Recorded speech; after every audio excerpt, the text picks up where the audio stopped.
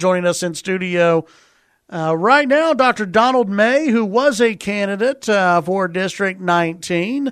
Yesterday, Dr. May, you endorsed Glen Robertson in the runoff election for District 19. Why did you decide to, one, make an endorsement, and two, make an endorsement of Glen Robertson? Well, Chad, good morning. It's always good to be here with you. I'm still very much involved in what's going on in the race, and there was just no question in my mind we were keeping involved. The reason I was involved is we have to fix our country. We have to get our national security back in order. We have to get our economy back in order. We have to seal our border. We have to keep out the terrorists from coming in.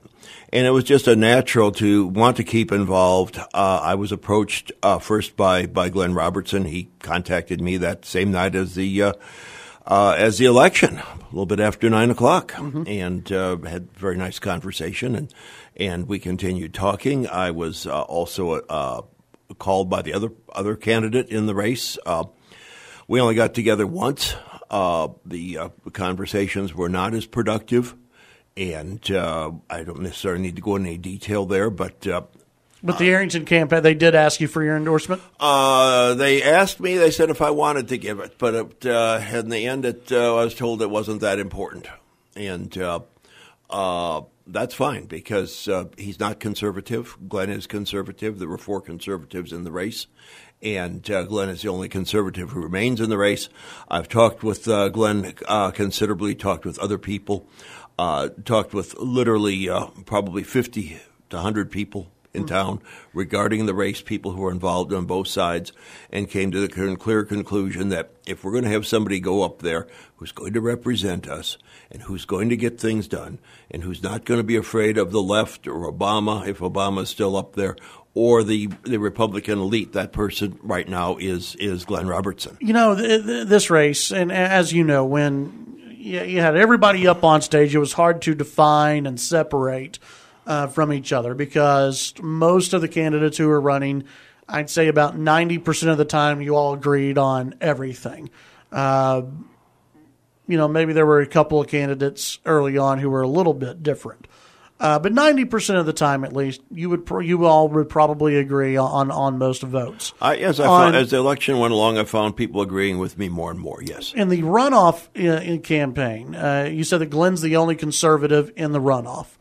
He is the most conservative in the runoff. Well, earlier you made mention that Jody's not conservative. I considered 4 people conservative in the race. Okay. And I've considered the others moderates. Okay. That doesn't necessarily mean that they don't have conservative tendencies. So what's the difference between, in your mind, and relate this out to, to the everyday voter out there, what's the difference conservative-wise between Jody Arrington and Glen Robertson? Glen has courage. He'll stand up. He'll tell it the way it is. His mind doesn't change on things. He's very well self-educated, very well informed. Other than myself, he was the most informed on the Constitution. Took it upon himself to educate himself on the Constitution. Took the Hillsdale courses on the Constitution, which are just absolutely excellent, and prepared himself very well. Glen is a person who, like most conservatives, you could stand or sit and talk with, and he'll talk with another person just like they're an equal. He won't talk down to them as liberals do, as moderates do. And Glen's just a good, warm person. He's interested in what people have to say, and he's going to represent the people. He's going to care about what the people have to say. He's going to have town hall meetings and get up there and take direct questions.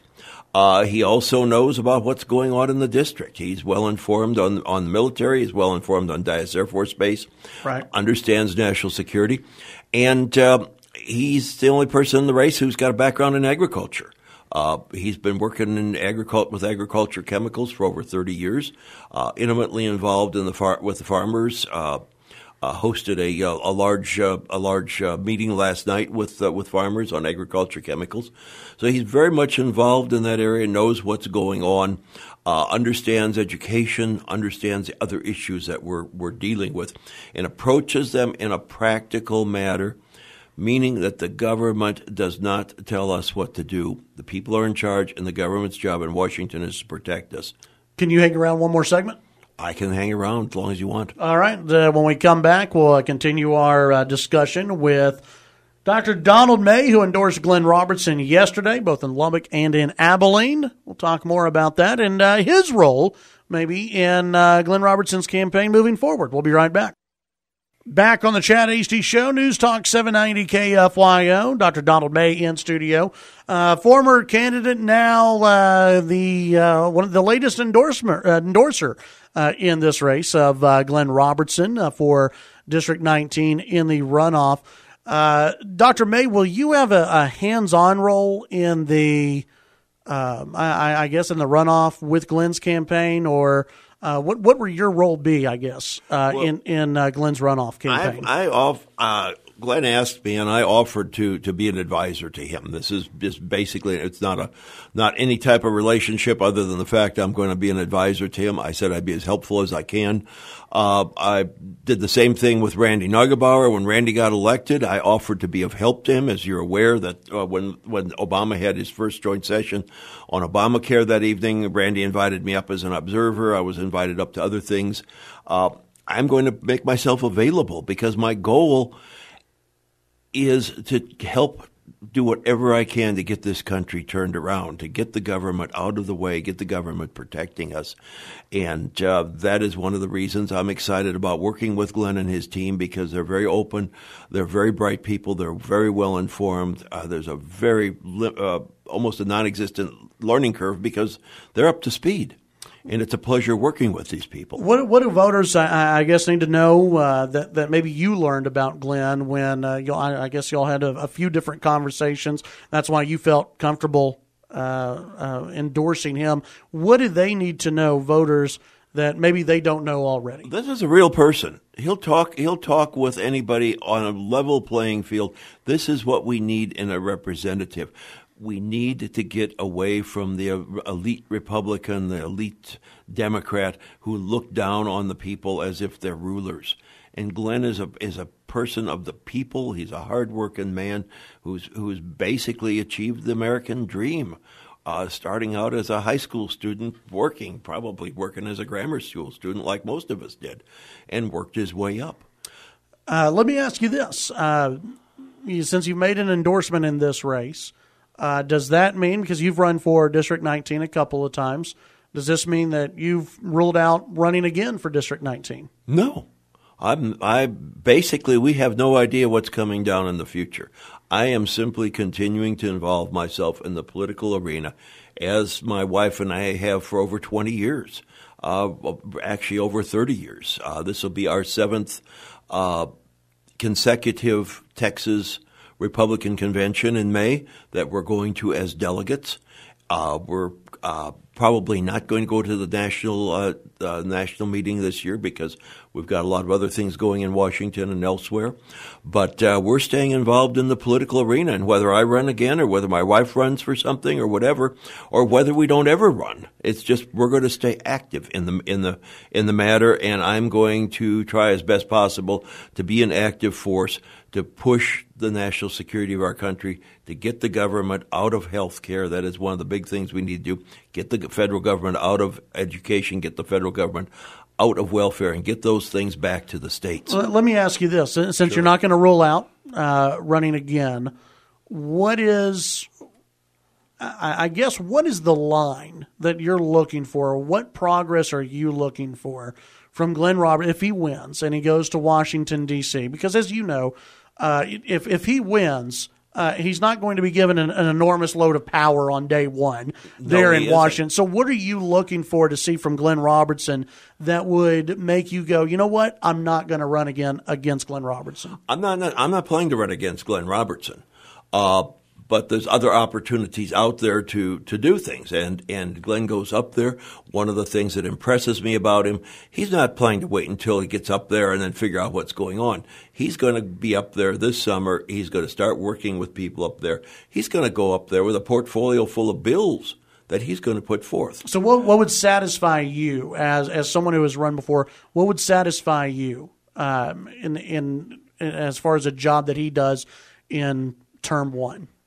Term one would be to see him on the floor of the House, educating the people in the House and Senate, coming back here and educating the people, literally being in front of the radio, being in front of a radio microphone or television camera every day, communicating with the people every day. As you know, that's important to me. Mm-hmm. When I did my blog, it was 365 days a year because the news doesn't stop, the problems don't stop, and what I look toward in Glen, just like I do in Louis Gohmert and Tom Price and other people I know and have worked with up there, is the ability to communicate.